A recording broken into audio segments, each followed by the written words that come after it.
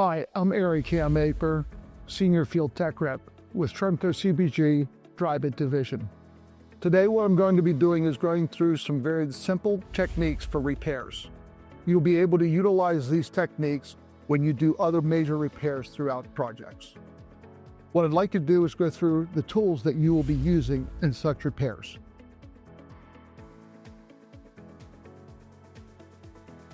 A roll of tape, cordless or cordon grinder with a diamond tip blade, personal protection, EPS foam, standard detail mesh, scissors, and a utility knife, a variety of brushes, a putty knife, variety sizes of margin trowels,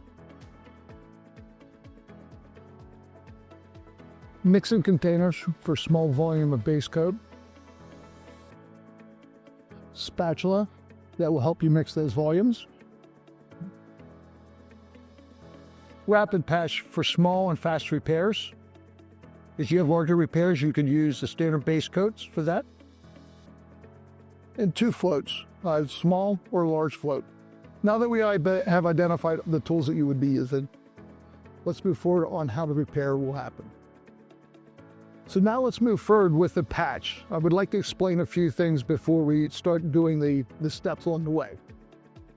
Really devised here for us today is to represent two different things. One is a damaged area, let's say a baseball or a stone or something or rock got thrown, damaged that spot. Number two, this is to represent a crack in the wall. Both of these have different scenarios and different ways to repair. So with this repair, I will actually be replacing some of the foam in that. When it comes to a crack, you're going to have a different scenario. The crack could have different causes for that. Number one, it could just be a surface crack. With that, we will just be replacing, grinding out, covering it with mesh and base coat, and then adding the finish. If it was a structural crack within the foam, the only way to determine that is once you grind out is to review the foam and look at the foam in more depth. If the foam is fractured, what you will need to do is to remove the foam and replace it. A couple inches to the left, a couple inches to the right. By doing that, you will prevent the cracking from reoccurring. If you don't, the crack will come back. So initially what I did in examining, seeing this, I know that I'm gonna have to replace some foam, but you wanna take your tape, and again, I found this red tape works great, but whatever you find works best. So in the repair, again, I use a tape around it. As you can see, I take the diameter of this, I've got to be at least 2.5 inches so I can get a proper overlap of my mesh. So my tape's going to be out much further so I get a little bit greater of an area because I'm not exactly sure where this fracture is going to stop.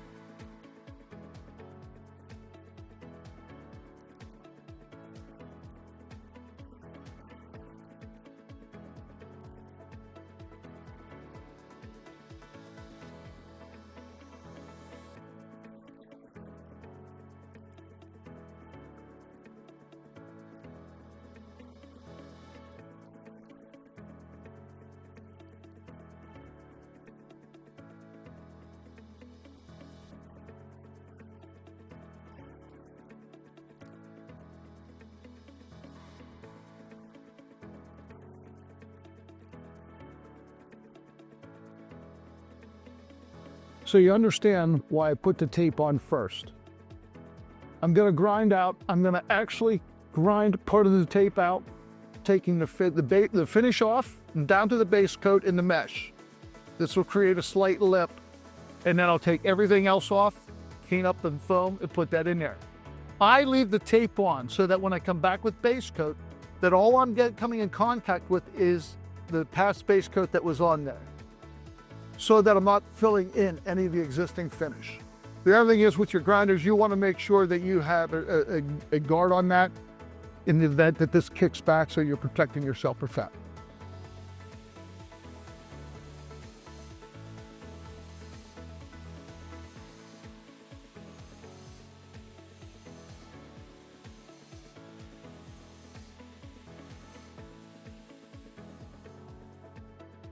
And now you can see how I've taken the base coat off and I am now down to the mesh. Now that I see that the damage of the foam is too deep, that I just can't cover over top of that, what I want to do is I want to cut this out to give me a general idea of how big of a piece I'm going to be using.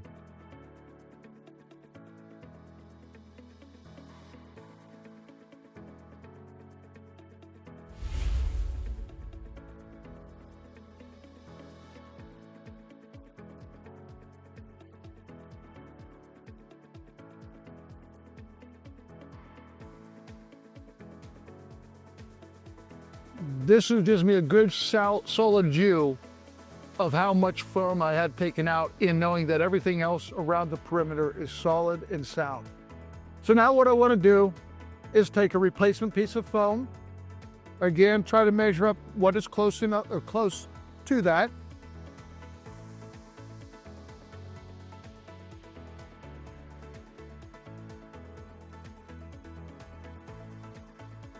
And start with a general size idea, and then I will adjust it from there.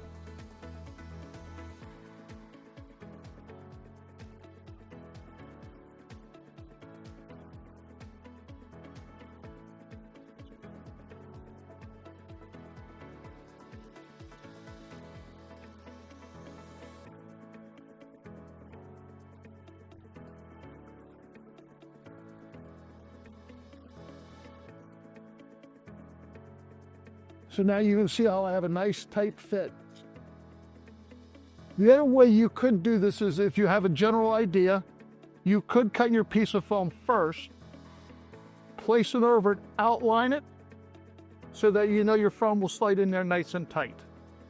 Now that I've got this ground out, the foam's in place, now I want to determine the size of my mesh that I'm going to place in there.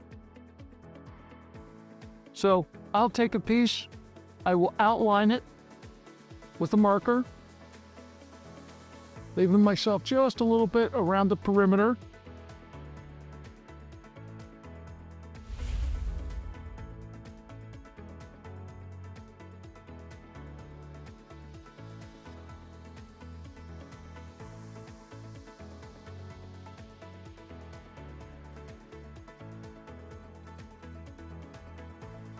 And I cut the mesh, making sure I have appropriate overlap onto the existing base and mesh. Now I will mix up my rapid patch. Again, the reason I'm using rapid patch today is I only have a couple repairs. This will give me a chance to make those repairs first, give it about an hour to 2 hours so that the rapid patch dries, and then I can come back immediately and do the finish over top of it. Do the repair all in one day. When mixing the rapid patch, I like to do them in small volumes. You never want to mix a full bucket. You will never get to complete that bucket before it sets too tight. So I just have a small cup here because of the small size that I'm doing. Come in, I'll add just a little bit of water, and then I'll start adding my rapid patch slowly.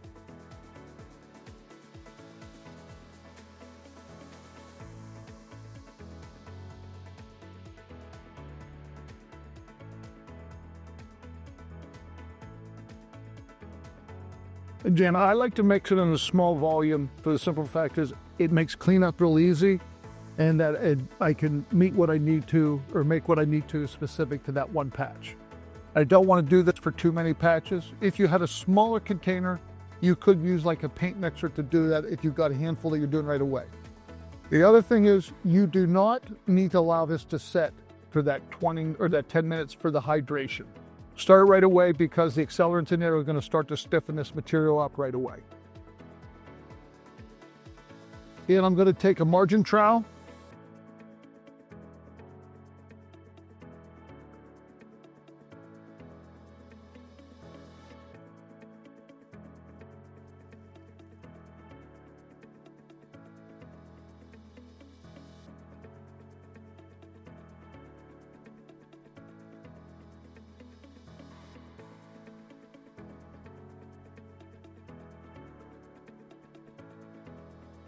Again, when I place it in there, I'll place it on a little bit thick.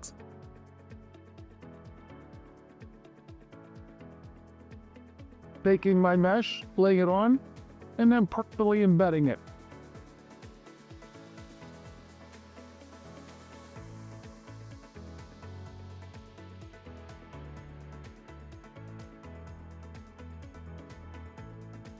Again, in this scenario, now what I want to do is I want to clean this up to make it as smooth as I possibly can.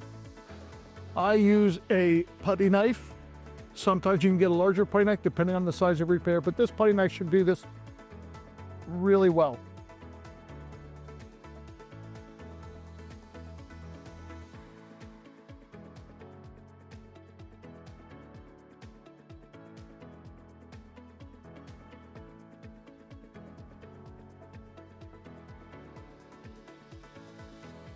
So what you can see when I'm doing this repair, the tape itself is preventing me getting the base coat onto the existing finish. Once this dries up, I will remove that tape when I come back to do my finish over that.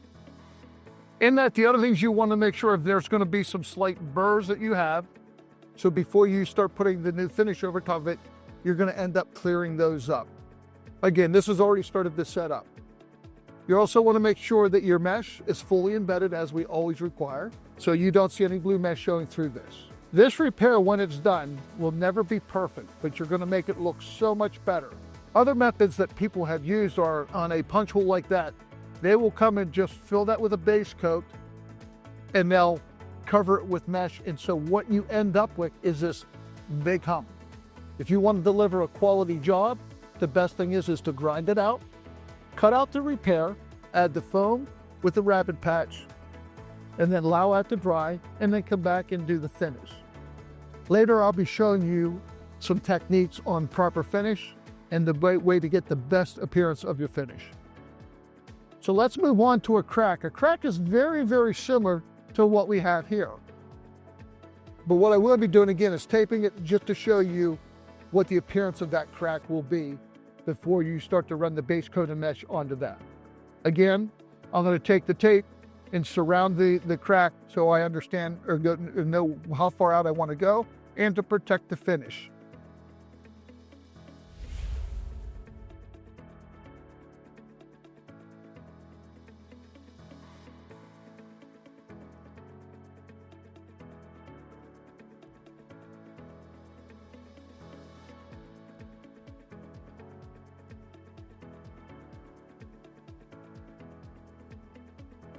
And as you can see, I placed the tape so where I get at least a 2.5 inch overlap from each side so that my mesh can be laid in there properly and give me the stability that will be needed.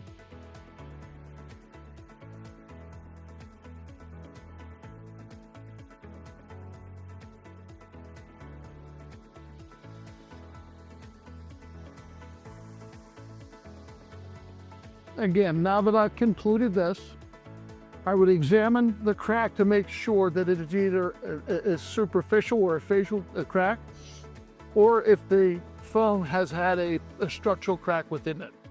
I'm going to deem this just to be a surface crack, so I'm going to make the repair based on that. Once again, I'll take my detail mesh and my marker, and I just hold it up over top.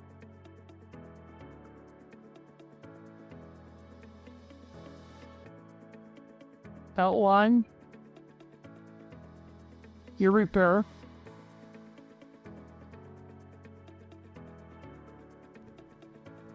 Take a pair of scissors.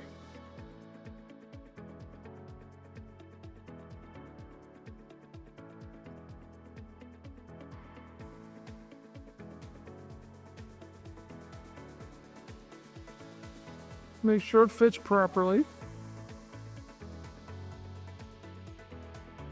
The only thing I try to do is I try to mark what's the up is the top and the bottom, because then I don't get it mixed up. That makes it much easier. And then again, I will mix my rapid patch.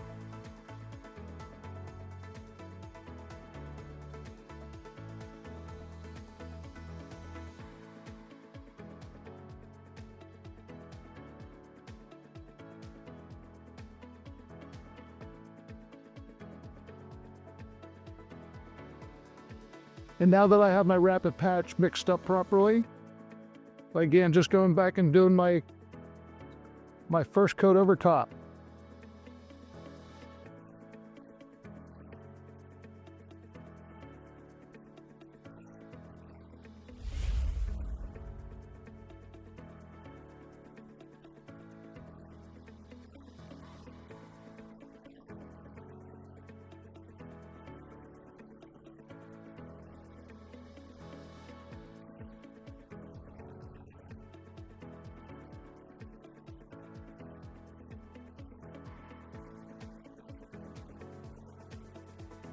And as you can see, I've come back now and just slightly clean up, smooth this out as best I can.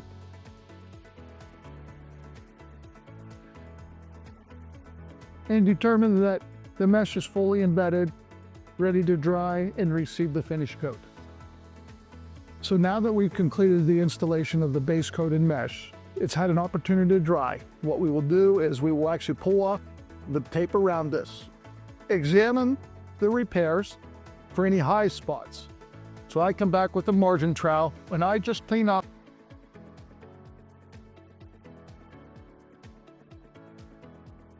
these areas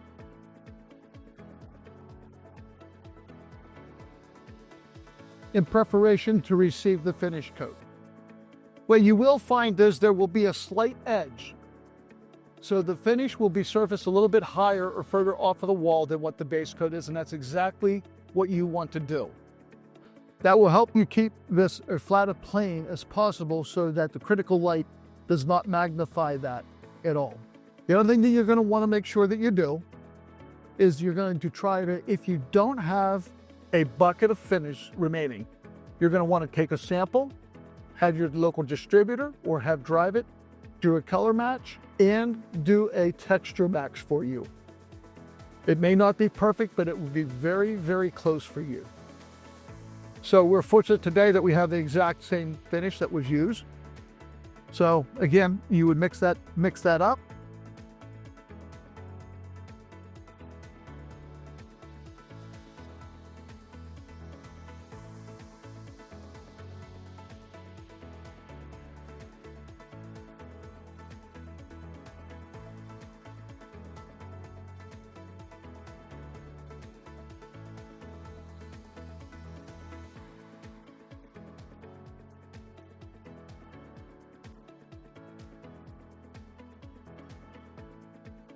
As you can see, I have overfilled the repair. The reason is I want to get my surface as flat across there as possible. Now that that's done, I will take a standard trowel that will span from the existing finish over top of the repair. And that will try to keep that as much in plane as possible.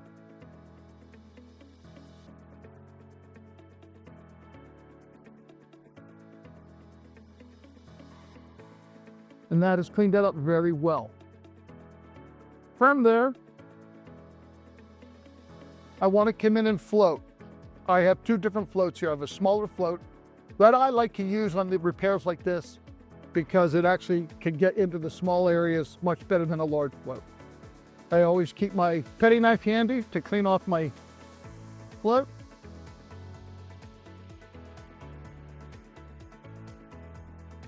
Come in. And I want to create the texture that was on the wool, again, by floating this out.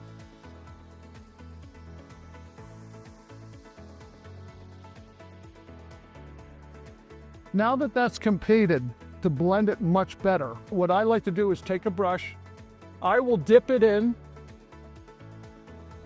and just get the tops of the bristles coated with a little bit of material. And then all I'm going to do is slightly dab this out. Just on that edge where you have that slight overlap.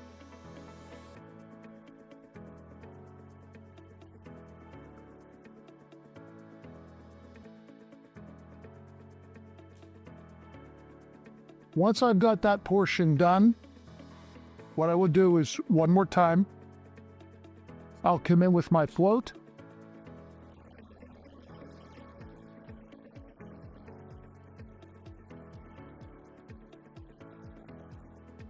And lightly float that out. Right now, there is a color variation just because this has not dried. Later, you'll come back the next day and it will be much, much closer. Again, you have a flat surface, so the critical light doesn't make it stand out. And you're presenting the customer with an A job.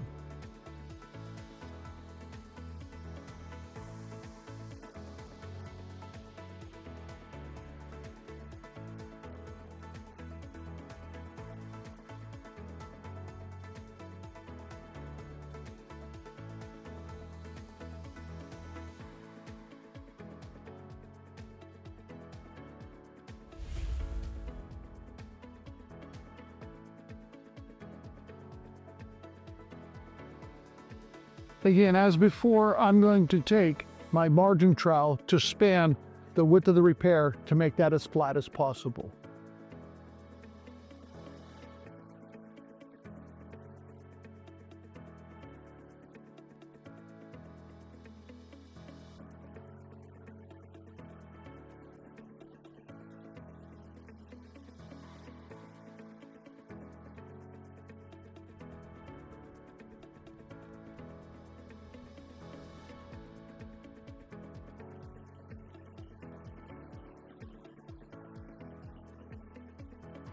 And that's how we do a simple repair. Now again, a lot of these techniques that I've shown you here, you can take and integrate that into the larger repairs, where your overlap is going to be coming from the repair into the old. With that, I'd like to thank you for your time. I hope you've learned something here. If you'd like to get further training, learn more about the repairs, or some of our systems, please reach out to your local Dryvit distributor, your local sales rep, or look us up on Dryvit.com. Thank you very much.